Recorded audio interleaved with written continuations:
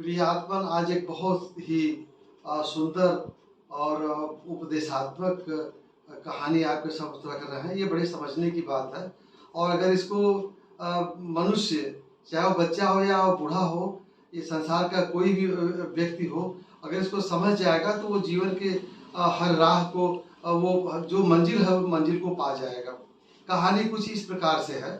इसको पहले सुनिए, इसके बाद फिर स्वतः विचार करेंगे कि वो हमें आसक्ति में न फंस करके हमें अपने लक्ष्य तरफ ध्यान देना चाहिए।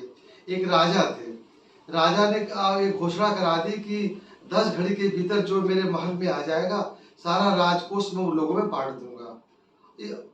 और साथ ही साथ ये जब बात जो पूरे राज्य में फैल गई तो वो लोग महल की तरफ चले राजकोष के लाल प्राप्त करने के लिए।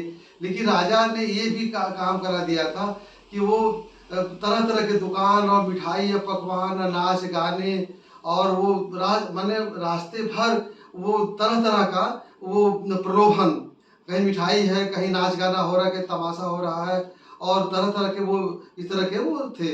तो कुछ लोग उसमें क्या अधिक लोग कोई उस नाच गाने और खाने पीने, चलो तो थोड़ा सा इसका भी मजा ले लें और फिर राजमहल में थोड़ा तेजी से दौड़ेंगे और राजमहल पहुंच जाएंगे। तो लोग इधर उधर अपना खाने पीने, नाच गाना, तमाशा और में लगे रहे। और लेकिन कुछ विवेकी, कुछ बुद्धिमान ऐसे थे कि बोले चलो पहले राजमहल में चल के पहले राजकोष पा लिया जाए। जब राजकोष मिल जाएगा तो ये सब तुच्छ चीजें तो किसी से हम लोग वो प्राप्त कर सकते हैं। तो वो लोग पहुंचे और वो राजकोष लोगों में बढ़ गया। कहने का मतलब कि यहाँ वो कोई राजा नहीं, ये परमात्मा ही राजा है।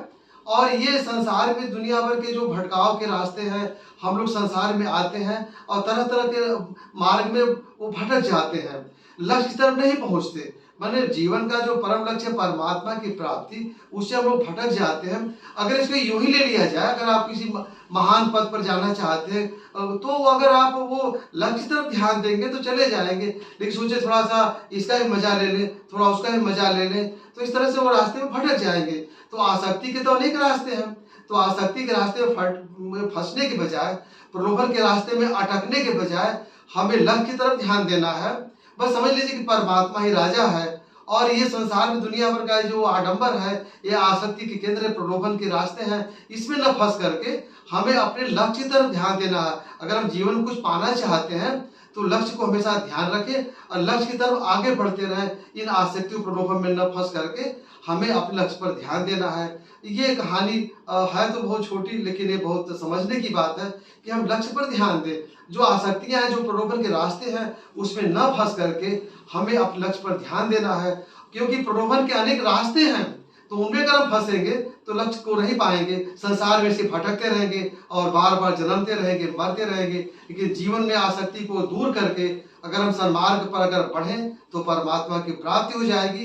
ये संसार के हर उपलब्धि जो हम करना चाहते हैं प्राप्त कर लेंगे। आज इतना ही, धन्यवाद।